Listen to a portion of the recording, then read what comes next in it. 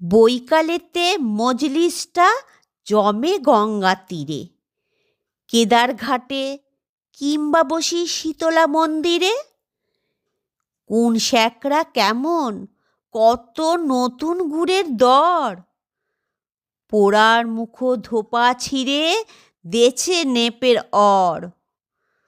সোনারপুরের সাধুটিকে এলুম আজ দেখে, শরীরে তার ছায়া নেই, থাকেন মুখ ঢেকে।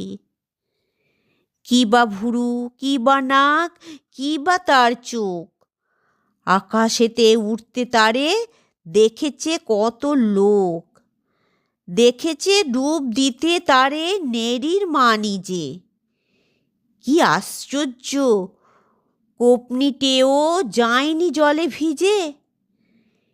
মেচুনি হারাম জাদি তার ভালোর মাথা খাবে, 3 আনাসের নীলে মাগি অর্ধপাতে যাবে।